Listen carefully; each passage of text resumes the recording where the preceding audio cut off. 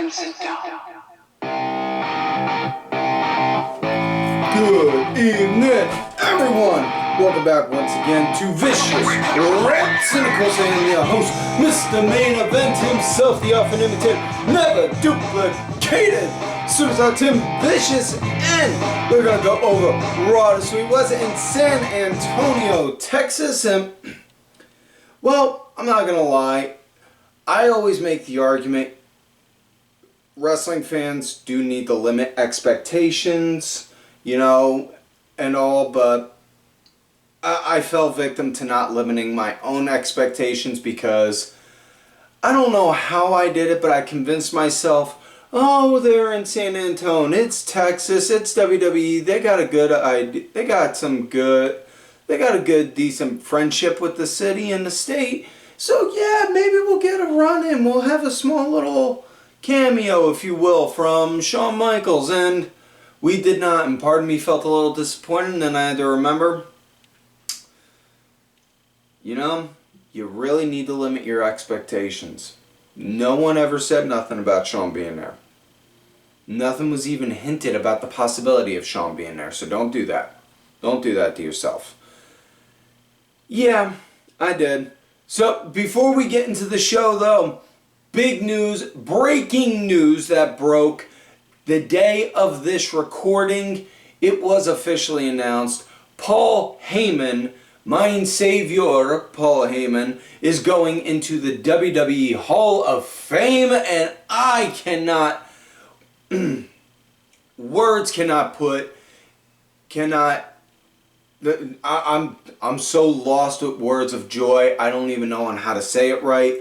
I'm at a loss of words for on how happy I am for Paul finally getting the recognition, getting the praise that he deserves, because being a South Philly kid with the ECW arena just a few blocks from my house, man, those three letters to this day, 38 going on 39, those three letters still hold so much to me. Still means so much to me, I can't describe it. Not only that, he helped jumpstart so many guys' careers. And I'm not just talking in ECW like RVD or Taz or Tommy Dreamer. No, you want to look at other guys that he helped build? Let's take a look at his time in WCW. He helped get Steve Austin off the ground. He worked with Rick Rude. You know, hell, he did his time with AWA, with Vern Gagne. It's, honestly, I could do an entire episode about Paul Heyman, but I'm not going to sit here and do that. But I'm just going to say, Paul, hands down, very creative mind. I'm so happy and absolutely love the fact that they're choosing to have him be inducted in the Hall of Fame in Philadelphia. It is so great to see. Thank you, Paul. So, with that said, before we get into the show, we're going to switch gears and talk about last week via the SmackDown Rewind and the big highlights from last week's SmackDown. It started out with the Bloodline coming out, Roman, Jimmy, Solo, Paul, all out, and then introducing The Rock. The Rock comes out wearing like a $1,500 or $15,000 looking Versace vest. And folks, this segment went long, like 30 minutes. It was well over 30 minutes. And to sum it all up, Rock trashed the town, trashed Cody, trashed Seth, and then proposed a challenge for night one of WrestleMania, a tag match, Cody and Seth versus Roman and The Rock. Now, if Cody and Seth win, the Bloodline will not be anywhere near the match with Cody and Roman. Nowhere near it whatsoever. Which some people have speculated could be the way to help introduce Tama Tonga since he's no longer in New Japan. Maybe, question mark, maybe not. However, Rock said, not if, but when we win, we referring to Rock and Roman, then you and Roman will be contested under bloodline rules. Anything goes. Anything can happen anytime. So, then as The Rock's about to end it doing, if you smell, then Roman just puts his hand on the mic. Rock lifts his head up, Roman looks at him. Before we go any further, I need you to do one thing for me. Acknowledge me. And everyone's just like, oh, shit? What? And then The Rock just looks at him with a straight face. Roman Reigns, I acknowledge you, my tribal chief. And it's like, whoa. Did we just witness somebody literally selling their soul on live television? Because I feel like we just did. I feel like we just witnessed somebody selling their soul on live TV. Holy shit. So yeah, then that ended. So as far as matches that happened on SmackDown, Naomi went against Tiffany Stratton, and according to the rumors and the gossip, and take rumors with a grain of salt, apparently this match had time cut off of it and the entrances were cut. Both girls got the jobber entrances. No music, no nothing on TV. Because Rock went about 10 minutes over on his segment, on that promo. And honestly, I'm going to say this about that. I've said it before when people have complained and put it on my timeline on Twitter. Oh, Rock takes too long. Rock talks too long. Rock does this. Rock does that. Okay, I get you feel that way. But you try being one of the people in the back. You try being one of the people that work back there and have not just the balls, but the wherewithal to think you can go up to The Rock and say, hey, Rock, you went 10 minutes too long on that segment. Because I guarantee that person is going to wind up either being the coffee bitch and just fetch everyone's coffee for the rest of the night, or fetch coffee for the entire crew for the rest of their career, or wind up getting shit canned and getting fired. Because ain't no one gonna want to tell Rock, no, listen, Rock, you went 10 minutes over, man. Short from you being, especially now with him being the chairman, being part of the board for TKO, you know? So, yeah, dude, if the boss goes 10 minutes too long, don't go complaining about it. So, yeah, Naomi versus Tiffany. Tiffany got the win. I'm okay with it because Naomi's already established herself as a top star. She doesn't need the wins right away.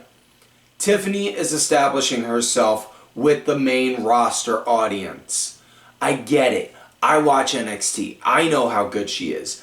There are people that do not watch NXT, that don't know who she is and don't know how good she is. Let her get a couple wins under her belt. It's not going to hurt people, I swear.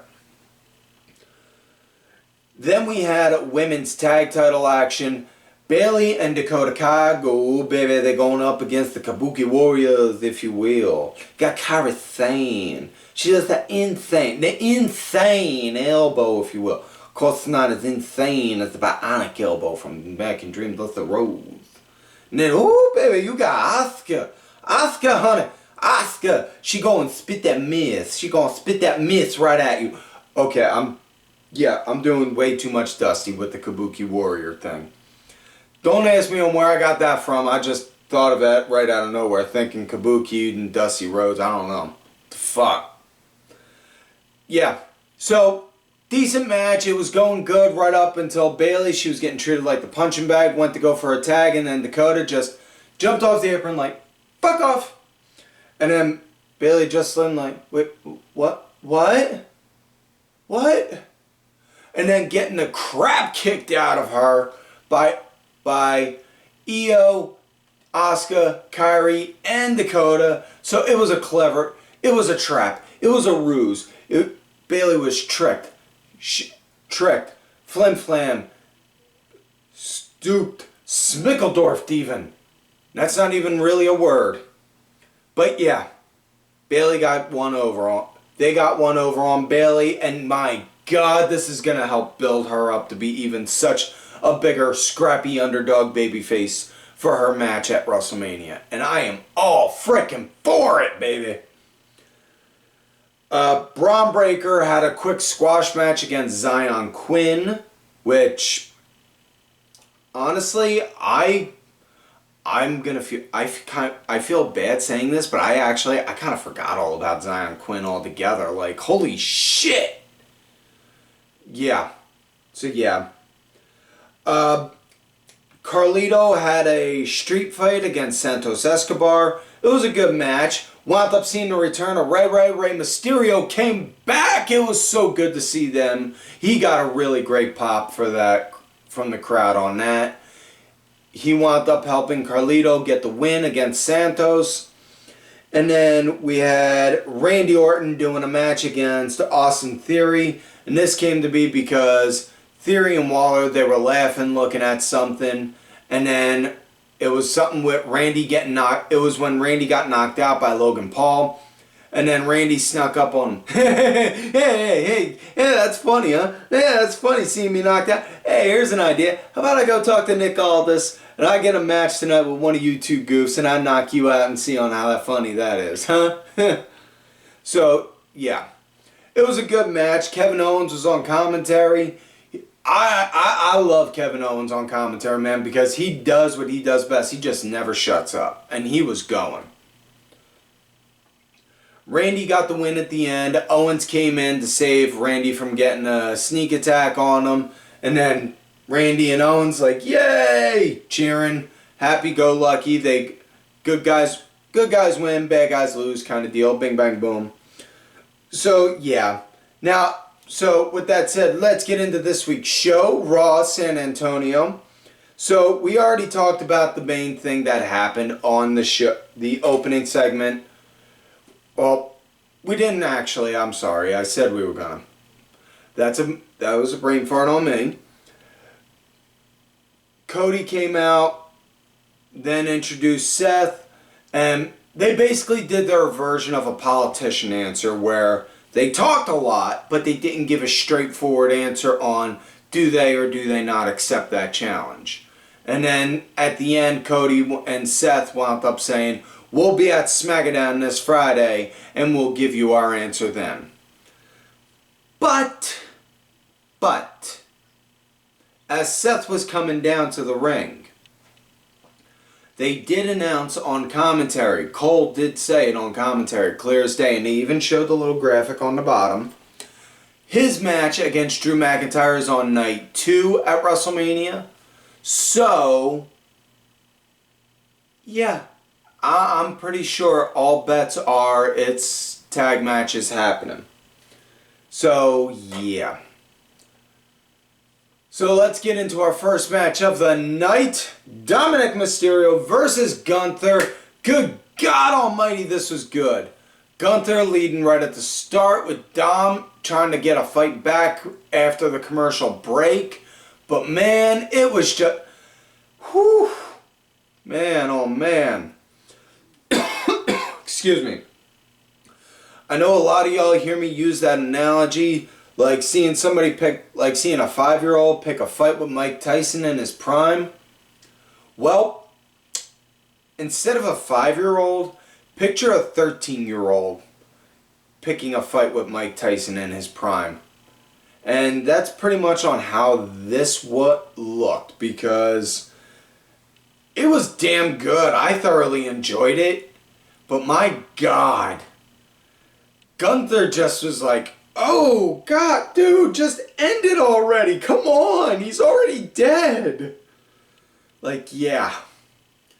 It came to an end when Gunther, he had folks, you got to look and see this for yourself. The powerbomb itself, he hoisted Dom up, held him up for like a good 3, maybe 5 seconds, it felt like. and then dropped him. And I mean like dropped him like you thought he had like an 80-pound bag of cement over his head and was just like boom, and threw it and just let gravity take over.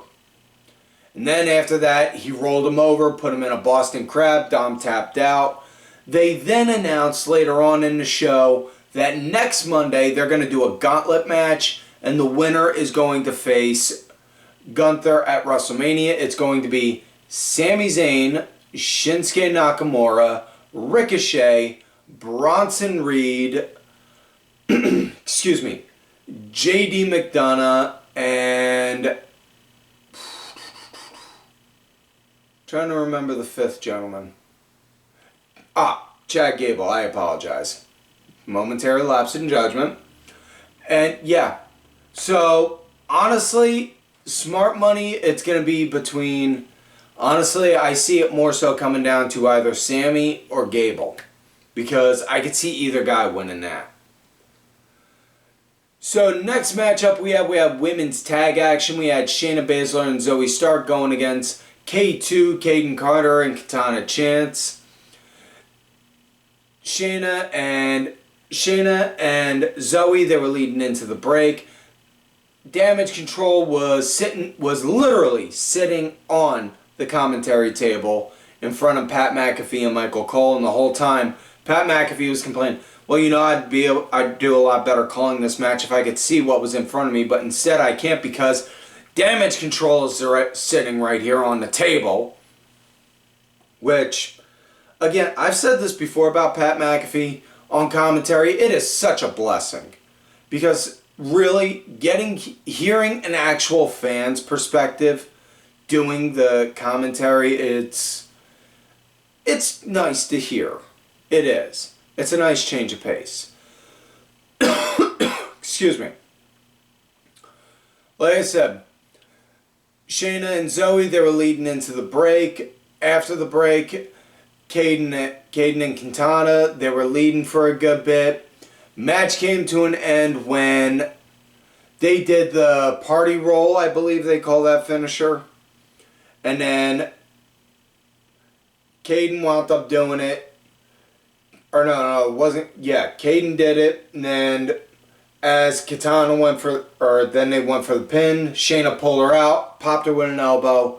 Katana started arguing, yelling at Shayna about it. Zoey wound up getting her for a quick roll-up for 1, 2, 3. Afterwards, it was a stare down with Damage Control and Zoey and Shayna saying that, hey, listen, we get that you girls are defending your tag titles.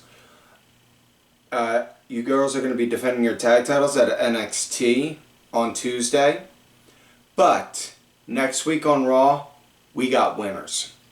So it's announced that Shayna and Zoey are going to have a tag title match against Asuka and Kairi Sane, provided they win the tag title match. So yeah, next up we got the man, Becky Lynch, going against Nia Jax.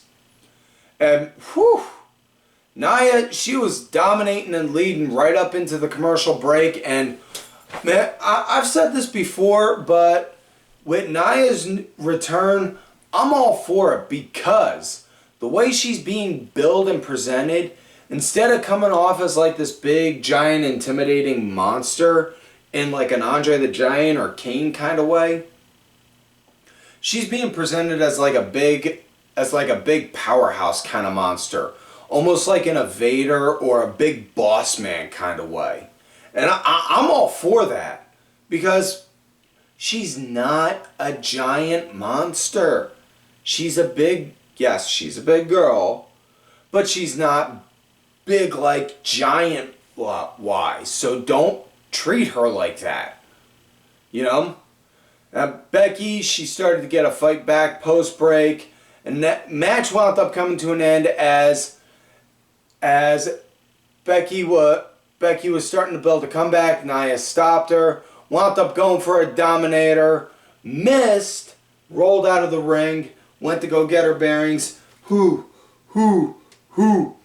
her head, and next thing you know, Liv Morgan showed up out of nowhere. wham, popped an elbow on her, and then started getting in the ring, screaming and yelling at Becky. Liv Morgan walked away, and then Becky was like, grabbed Liv. Them two start slugging at each other, and then Nia winds up stepping in. It turns into a 3 on everyone fighting everyone kind of roll, and then Nia walks out. And at one point, as she's leaving, she gets up in a fan's face, starts screaming, yelling, takes the fan's hat off them, and then whoosh, throws it back out into the crowd. So not only is Nia Jax a damn dirty heel, she's also a damn dirty hat thief. Wade, make a note. We need to try and get damn dirty hat thief as a copyrighted so we can try and get that as some merch. Yeah. Next up, we had Andrade making his return match on Raw since his return from the Royal Rumble, going against another guy who, honest to God, I forgot all about, and I feel bad on it in a way. Apollo Crews, because, man, I freaking love Apollo Crews. The guy can go. But I felt bad because I forgot all about him just because on how top-heavy WWE is. And they're not top-heavy in a bad way. And this is... I mean, if you want to split hairs, you could say, yeah, this is a bad way. Because you got guys on the undercard that are so good you forget are there. But... I don't know, in a way it's kind of a good thing and a bad thing because you got somebody that's really good, but you're like, you know, we also got this guy here who's really good. Kind of, I'm going to go off on a tangent and I don't want to. Either way, Andrade wound up getting the win. There was a lot of good back and forth into the match. It was a short-lived match. It was just meant to make Andrade look good. It was some back-and-forth action. He got the win doing the running knees in the corner. And then doing the La Sombra, the hammerlock DDT of his. Next up, we got tag action again. Finn Balor and Damian Priest going against Ludwig, Kaiser, and Giovanni Vinci from Imperium. So... This had a lot of good action right here. Excuse me, I'm sorry. Finn, he was the punching bag for a bit at the start, with Judgment Day leading the pace up until the commercial break. Post-commercial break, Finn wound up becoming the punching bag again. Priest wound up getting the hot tag in, cleaning up house, and man, like I said, this was a damn good match. Like, I really enjoyed this match. And it was good. I thought it was nice. It came to an end when Priest wound up hitting a South of Heaven chokeslam on the Giovanni. And before that, Priest looked at Finn's like, it's time for the Prince to fly. Because he knocked Ludwig Kaiser out of the ring and then looked at him. Finn went to go get a running start. Priest pulled the rope down so Finn could go and do a jump over and then wound up hitting the finish. So next up we had Sami Zayn going against Ivar from the Raiders because Sami was getting interviewed. Ivar didn't like the fact that he wound up getting a spot in the Intercontinental Gauntlet and that Sami got a spot in the Gauntlet and he didn't. So, yeah. Before the match, the biggest, honestly, as much as I want to talk about the match, the biggest takeaway from the match has to be hands down. Valhalla came out, she was wearing the antlers. And then, as she got to ringside, got on the commentary table, took off the antlers, and put them on Michael Cole. And Michael Cole did the entire match with those antlers on. He just held the microphone up to his ear like this, like that, and yeah, folks, the picture's out there of Michael Cole wearing it. That is now going to be, hands down, one of the funniest pictures when we go back and talk about post-pandemic era, because, listen, we don't talk about the lockdown and we'll vaguely reference the Thunderdome era. But when we talk about post-pandemic wrestling, that picture has to be mentioned. That's all I'm going to leave that out. So as far as the match with Sami and Ivar goes, Ivar, he was pretty much leading and powering over Sami right up into the break. Sami, he was fighting post-break, trying to build up a good bit of a comeback, but it was always like 1 forward, 3 backwards kind of deal with him on that. He got the win though when Ivar took him down. He went up for the Doomsault when Sami rolled out of the way, so Ivar missed. Ivar then over in the corner. Sami then, boom, popped him with a haluva kick. 1, 2, 3, that was it. Afterwards then, Big Bronson Reed, the big strong boy, wound up coming down, beating the crap out of Sami, and then hit him with a tsunami. So yeah. Now we come to main event of the night. Jey Uso, Drew McIntyre. This has been building up for a while. And Drew, he was leading right at the start, up into the commercial break, even got his face up into the camera as they were going to commercial break. Yeet! So yeah, angry petty Drew McIntyre is one thing. Angry petty Drew McIntyre yelling yeet into a camera, well, that's just enough to make you be like, okay, I don't want to fuck with this guy. So yeah. I dug the match. I thought it was good. Drew, he was pretty much leading and dominating for a good percentage of the match. At one point when Jey was starting to build a comeback, Solo Sikoa wound up coming out through the crowd, and then he's just standing there on the other side. And then that's when Cody's music hits. Cody comes down, runs down, starts throwing slugs at Solo, throws him over the barricade, and then starts chasing him off there. Jey starts building a comeback, winds up popping 1 or 2 super kicks onto Drew, getting ready to go and climb up to do the Uso splash. He looks outside. What's he see? None other than his twin brother, Jimmy Uso. So Jimmy winds up coming out, distracts Jey. Then Jey winds up getting popped with a Claymore. Bam! 1, 2, 3. Your winner, Drew McIntyre. Afterwards, then Jey winds up almost becoming a victim of a beatdown courtesy of Jim, but is saved by Seth Elizabeth Rollins because his middle name is not frickin' damn it. And then after he gets done saving him, then Drew comes back. Drew out of nowhere, boom, takes out Seth. So yeah. So the show ended with Drew standing tall and looking strong at the end. I got no problems with that, especially with their match coming up, especially with his match coming up at Mania. So folks, I hope you enjoyed this show. If you're watching on YouTube, like the videos, share it, and sub to the channel. If you're listening to this on podcast, please make sure you hit that follow, subscribe button, and share this with other folks. We're out there on Podomatic, Spotify. We just got the approval for Apple Podcasts. We're also on iHeartRadio and Deezer. And folks, I can't express on how thankful I am to everyone that takes the time to watch, like, and listen to this show. Thank you to contributor of this show, LFC Lingerie Fighting Championship. There are a little bit of wrestling, a little bit of MMA, and a whole lot of attractive women wearing a little bit of nothing. Also, thank you. Also, folks, make sure to check out whatamaneuver.net for some vicious rants apparel. We got t-shirts, long sleeves, tanks, toddler shirts, and baby onesies.